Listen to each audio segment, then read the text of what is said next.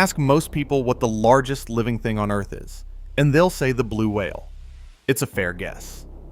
Nothing else on the planet seems to come close to its size. At least, that's what almost everyone believes. Because the real record holder isn't in the ocean at all. It's underground, in a quiet forest in eastern Oregon. And by weight, it may outsize any whale that has ever lived. It's a fungus. And it's been slowly eating the forest above it for over 2,000 years. So how does something you can barely see become the biggest living thing on the planet? To understand that, you have to change the way you picture a mushroom.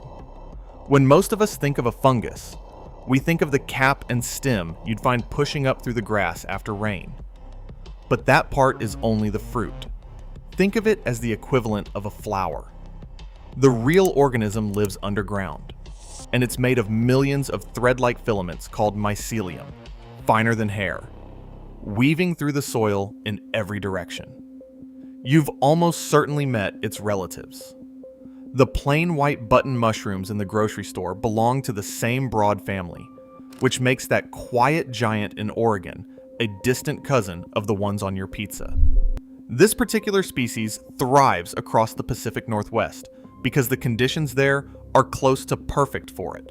Cool, damp, and packed with the conifer roots it loves to feed on. In the Blue Mountains of eastern Oregon, one of those underground networks grew far past anything scientists thought was possible. It belongs to a species called Armillaria ostoya, better known as the honey fungus. And in the Malheur National Forest, it now covers roughly 2,385 acres. That's about 3.7 square miles, or more than 1,000 football fields laid side by side. All of it one, single, connected, living organism. Think about that for a second. It behaves as a single creature rather than a colony of separate fungi growing near each other. Its cells are genetically identical from one edge of it to the other, all in communication, all part of the same body. For most of the year, you'd never know it was there. The honey fungus spends its life hidden below the forest floor, and it moves through the ground in two ways. The first is a mat of fine white mycelium, which spreads under the bark of trees and looks a little like a smear of latex paint. The second is stranger. The fungus grows long black cords called rhizomorphs, tough shoestring-like structures that reach out through the soil like cables, searching for the next tree. That's why some people call it the shoestring fungus. Those cords can bridge the gap between one root system and the next, carrying the organism forward a little further every year. Those rhizomorphs are the fungus's secret weapon. Most fungi can only grow where there's already food to fuel them. This one is different. Its shoestring cords can strike out through bare soil with no food at all, feeling their way ahead like scouts until they touch a fresh root. That single ability is a big part of how one fungus managed to march across an entire forest. And it's patient. This thing doesn't spread in dramatic bursts. It creeps outward somewhere between half a foot and 3 feet each year. Do the math on that, and the numbers start to feel almost impossible. Moving just a foot or two a year, it would take many centuries to cross a single mile. To reach the size it is now, this organism had to keep pushing outward, season after season, through drought and fire and freezing winters, for longer than most human civilizations have existed. The only time the fungus shows itself is in the fall. For a few short weeks, clusters of honey-colored mushrooms push up from the base of infected trees, 2 to 5 inches tall, gathered in tight golden bunches. And here's a detail that makes it stranger still.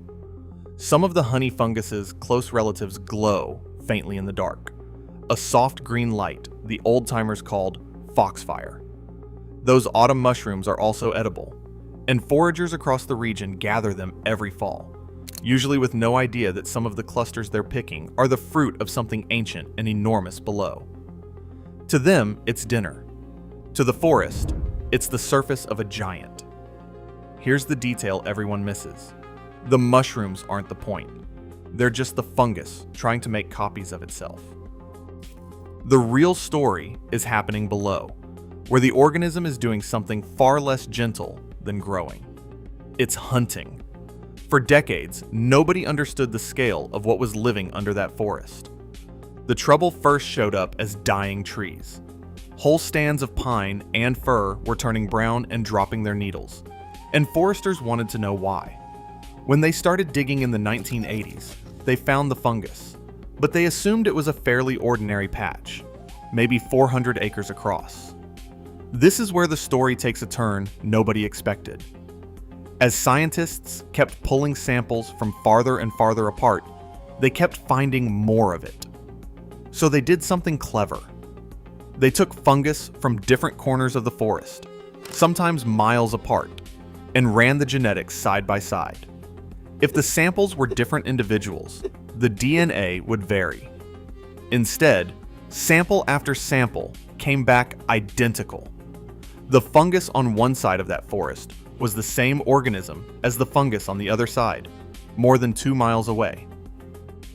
That discovery forced scientists into an odd philosophical question. What actually counts as a single organism?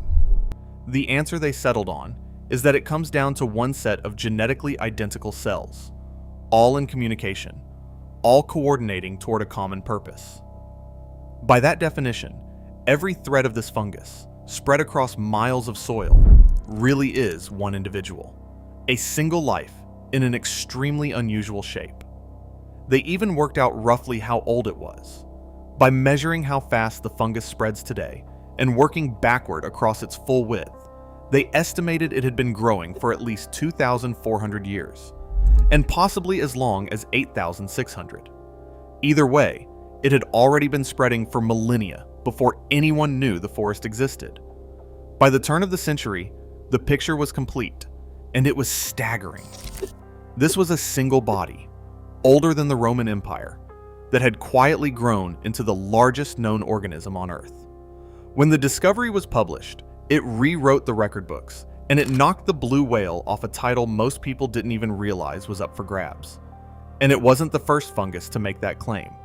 A few years earlier, researchers in Michigan had found a giant honey fungus of a different species and given it the nickname that stuck, the Humongous Fungus. Then a team in Washington State announced an even bigger one, covering 1,500 acres. Each new find pushed the record higher, and it turned into a friendly contest over whose fungus was biggest, until Oregon's giant quietly topped them all. There's a reason this story is still talked about today. There's also a twist that makes it even eerier.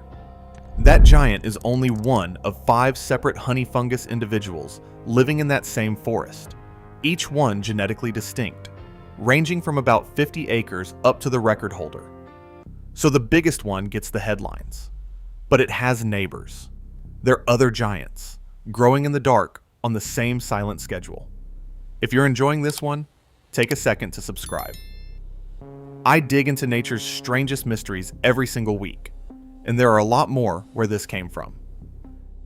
Now, step back for a moment, because that record I just mentioned comes with an asterisk, and it's worth being honest about. Calling the honey fungus the largest living thing on Earth depends entirely on how you measure the word largest. If you measure by area, the fungus wins, and it isn't close. Nearly 4 square miles of connected organism is more ground than anything else alive is known to cover on land. That part is settled. It helps to picture what the fungus is actually beating.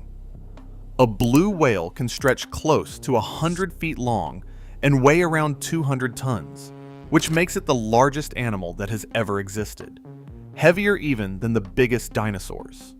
It's a genuine giant. And yet the honey fungus, by weight, could outweigh dozens of blue whales, and by the higher estimates, well over 100 of them. Set side by side, the whale starts to look small. But if you measure by sheer weight, the contest gets interesting. Hundreds of miles away, in the mountains of Utah, there's a grove of quaking aspen trees called Pando. From above, it looks like an ordinary forest, tens of thousands of separate trunks. Look closer, and it isn't. Every one of those trunks grows from a single shared root system, which makes the whole grove one genetically identical organism, just like the fungus. Pando weighs in at around 6,000 metric tons, and by mass, many scientists give it the crown instead. So which one is really the biggest? Honestly, it depends on the yardstick. The fungus is estimated to weigh anywhere from 7,500 tons up to as much as 35,000, which would put it ahead of Pando. But those weight estimates are rough because most of the organism is buried and impossible to weigh directly. Pando's weight is easier to measure and harder to argue with. And here's a sobering footnote. These giants aren't invincible.